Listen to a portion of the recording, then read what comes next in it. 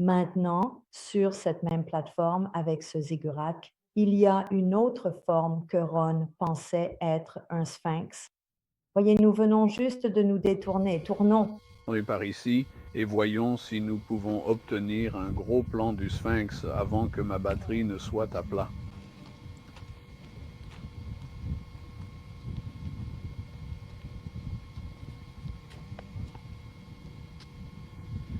Et bien sûr, là-haut, c'est Masada.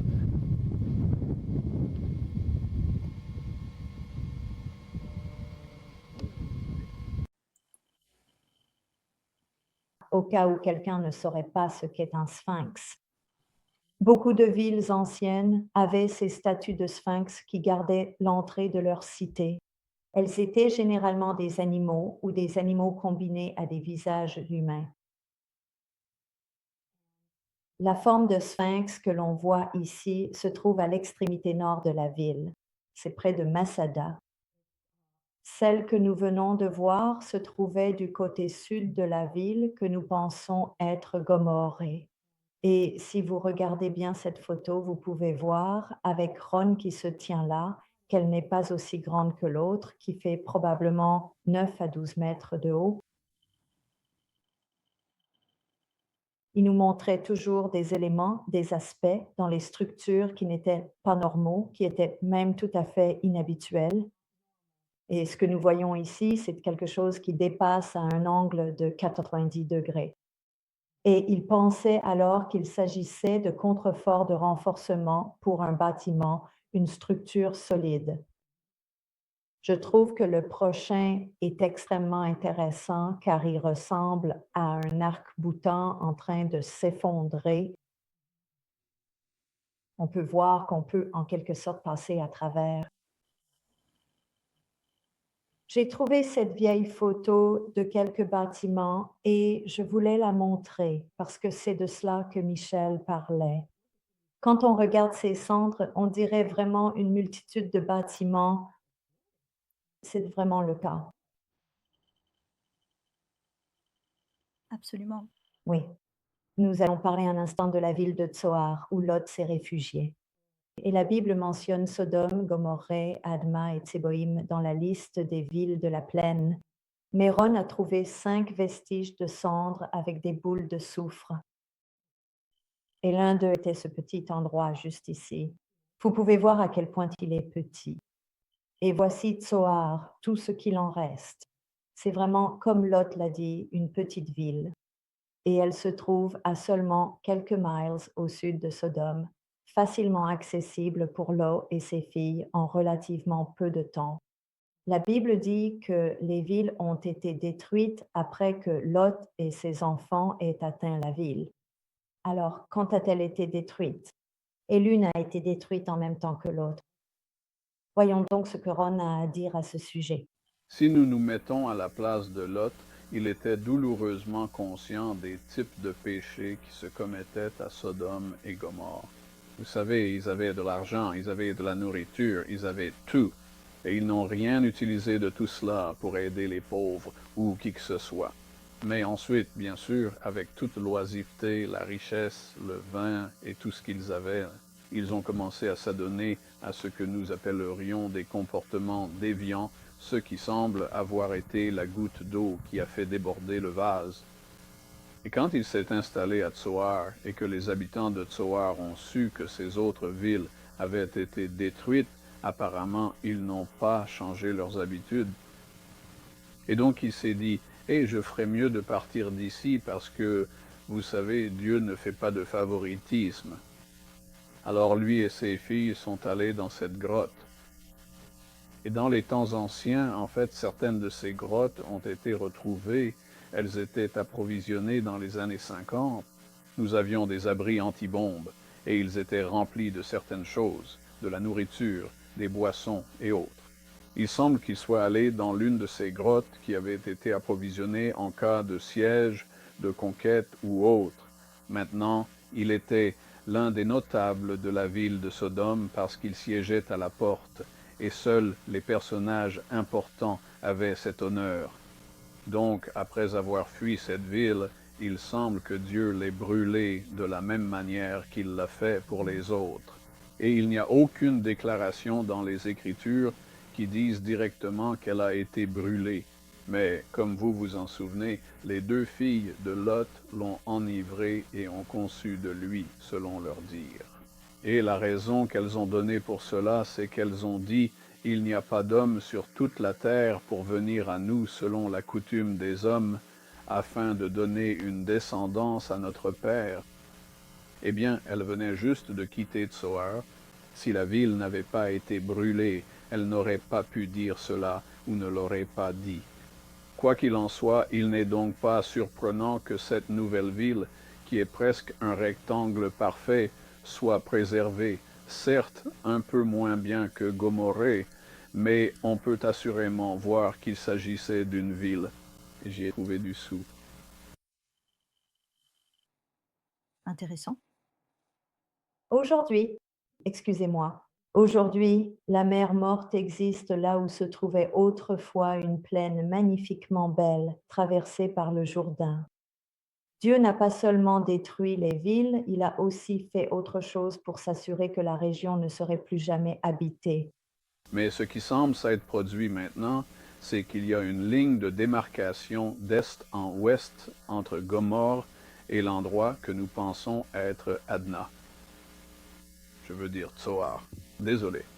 Et de toute façon, au nord de cette ligne, il y a d'énormes quantités de sel. D'accord. Tu voulais dire Gomorrhe et Tsoar, ou bien Sodome et Tsoar. Sodome et Tsoar.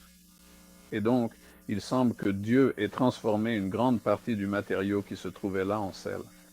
Maintenant, il y a des gens qui, pendant des années, ont essayé de transformer le plomb en or et d'autres choses de ce genre, sans jamais réussir. Mais Dieu a manifestement réussi. Et dans les temps anciens, si l'on ne voulait pas qu'un endroit soit à nouveau habité ou restauré peu de temps après sa destruction, on transportait des chariots chargés de sel ou de quelque manière que ce soit, et on l'enfouissait dans le sol, et on s'assurait que tout soit transformé en sel. De cette façon, aucune végétation ne pousserait, et ce n'était pas bon pour nourrir le bétail ou cultiver des cultures ou quoi que ce soit. Eh bien, il semble que Dieu ait fait cela dans cette région. Wow. Ouais. Et tout ce qu'il a fait a également bloqué l'extrémité où le fleuve Jourdain ne coulait plus. Et il y a plus d'informations à ce sujet lorsque vous lisez l'histoire des rois étrangers qui sont venus les envahir. Et il parle d'eux allant dans la vallée ou dans la plaine et dans des fosses à bout. Et j'ai oublié de mentionner cela, mais je crois que la raison pour laquelle ces villes étaient si riches était à cause des fosses à bout. Toutes les nations anciennes à cette époque, rappelez-vous, ce n'est pas très longtemps après le déluge, 5600 ans.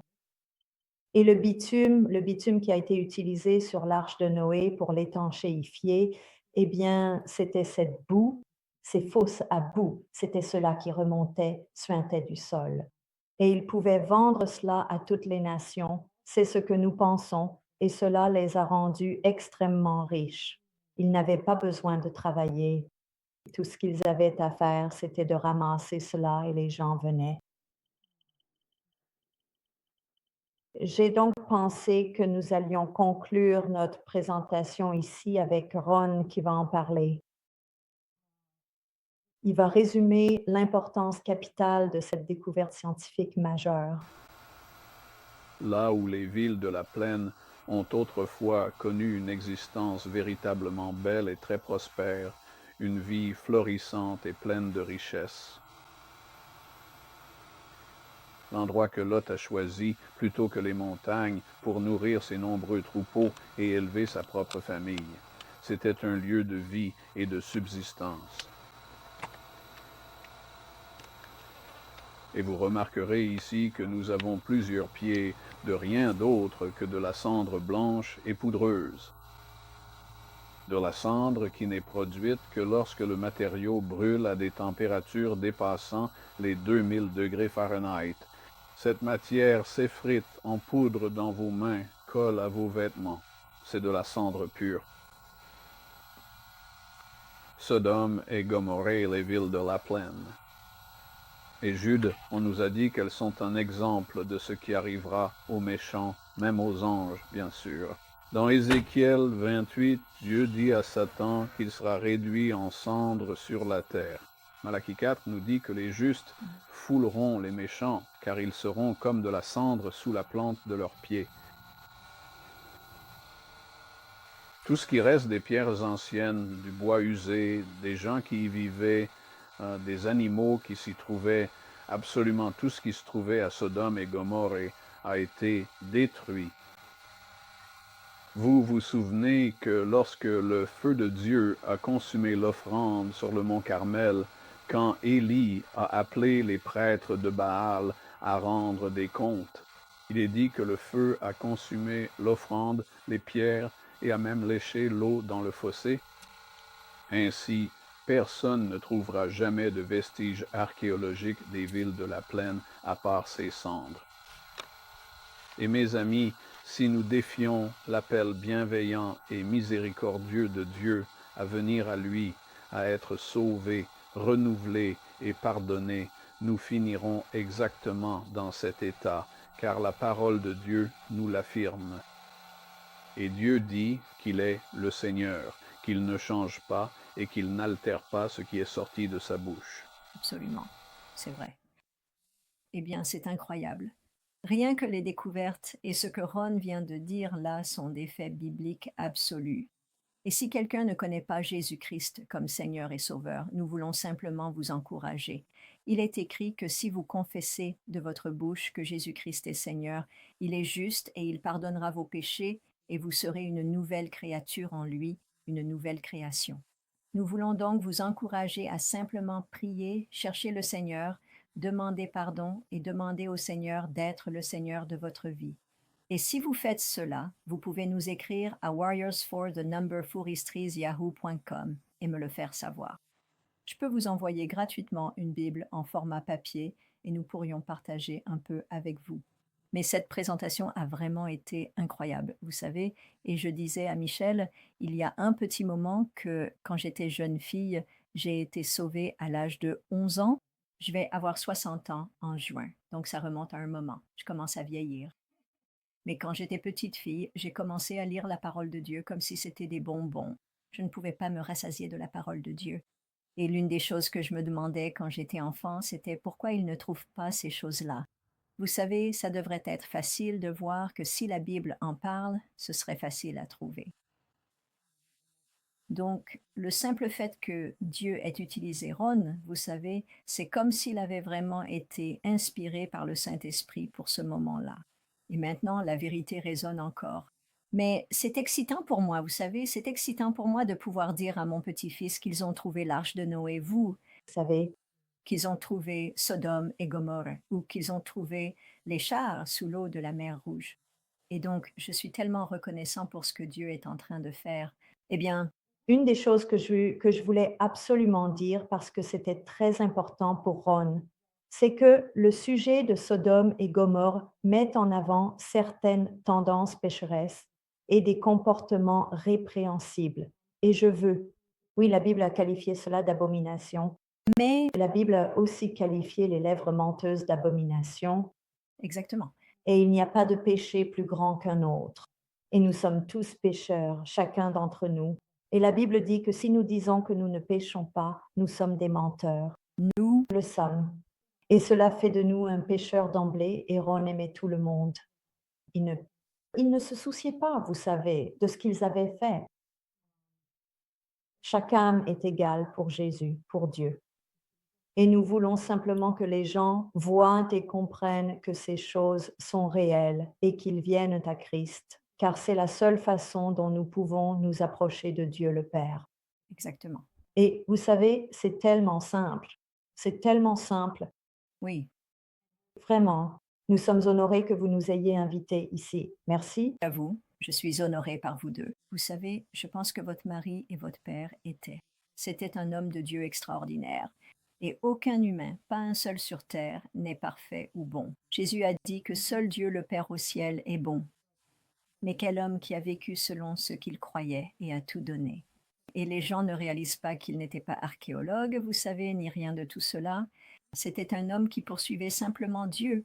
Il recherchait les choses de Dieu et il voulait, vous savez, montrer que ces choses existaient. Et je crois qu'il était poussé par l'Esprit de Dieu pour le faire. Et sa voix continue de parler aujourd'hui à travers vous deux et à travers lui-même, ce que je trouve incroyable. Alors, où allons-nous maintenant? Parce que quelle est la prochaine étape dans la série? D'accord, je voulais faire cette série dans l'ordre biblique. Et donc, nous avons eu le déluge vers 23-48. Ensuite, nous avons Sodome et Gomorrhe, le prochain grand événement, et c'en est un important. Et je ne suis pas sûre que nous puissions tout faire en une seule fois. Divisé. Oui, oui, j'aimerais peut-être le diviser. J'aimerais aborder les preuves fascinantes dans le livre que tu as écrit, qui raconte précisément comment on a identifié tout le monde, qui était qui en Égypte ancienne. Et ces preuves, il m'a fallu beaucoup de temps pour les rassembler, C'est ça. parce qu'il fallait que j'y croie avant de pouvoir le faire ou le dire. Exactement. Je n'ai aucun doute. Et j'aimerais faire l'Exode ensuite. Et l'Exode inclura les pièces de chars dans la mer Rouge et le mont Sinaï en Arabie saoudite. Magnifique. Mais je veux aussi commencer avant cela, peut-être en abordant la manière dont Joseph a été identifié, tu sais, et tout ce processus, toute cette histoire. Donc, je n'ai pas encore commencé ce projet, mais je pense que j'aimerais le diviser en 2 programmes, si cela ne te dérange pas. Oh, pas du tout. On peut aller aussi loin que tu veux. Oui, D'accord. Donc vas-y. Eh bien, le prochain sera la transition vers l'Exode. d'accord. Donc, et je voulais montrer le livre pendant que tu parles. C'est le livre dont tu parlais. La bataille pour le premier HRN, l'Exode et la mort de Toutankhamon. Le mont Sinaï. Nous venons de faire Sodome et Gomorrhe. Nous avons fait l'arche de Noé. Alors, retournez voir cette vidéo si vous ne l'avez pas déjà fait. Et tu parles de ceci, l'Exode et la traversée de la mer Rouge. Donc, s'il vous plaît, ce livre est très bien écrit et il regorge de choses que vous voudrez savoir. Si vous êtes comme moi et que vous voulez plonger dans la Bible et mieux la comprendre, et je comprends que cela puisse prendre autant de temps parce que tu veux être précis, tu sais, sur ce que tu partages. Mais c'est sur le site web de Ron et je crois, Michel, que vous et votre mari gérez ce site. Est-ce correct? Ouais, ouais. Et tu peux simplement venir ici. C'est ronwyatt.com. Vous pouvez vous inscrire sur YouTube. Vous pouvez voir certaines des choses qu'ils ont ici. Encore une fois, le livre de Mary Nell. Et donc, je suis excitée. Ah, voici Joseph. Ici, Joseph. Par Et bien sûr, vous savez, j'ai une telle passion pour l'Arche d'Alliance.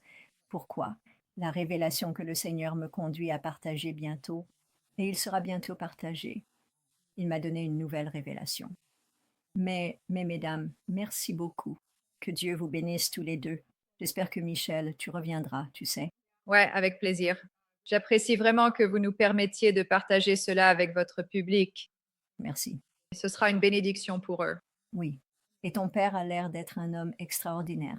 Comme je l'ai dit, non, il n'y a pas de personne parfaite. Il n'y a, vous savez, personne de bon si ce n'est le Père. Mais il a mis ses paroles en acte avec toi et tes frères en vous élevant, et tu sembles être un excellent mari à épouser aujourd'hui. Et tu sais, tu regardes en arrière et tu vois simplement la passion pour les choses de Dieu et le cœur pour le salut de l'humanité. C'est ce que je comprends de lui, qu'il veut que tout le monde connaisse le Seigneur, donc. Alors merci à vous deux et à la prochaine. Alors guerriers, revenez, appréciez. Si vous n'avez donc pas vu les premiers épisodes sur l'Arche de Noé, eh bien vraiment. Et il y en a 2 là. Revenez nous voir et vous apprécierez tout ce que nous avons à partager ici. Alors que Dieu vous bénisse. On se voit bientôt. Merci à vous deux. Merci, Jody. Très bien, merci. Au revoir.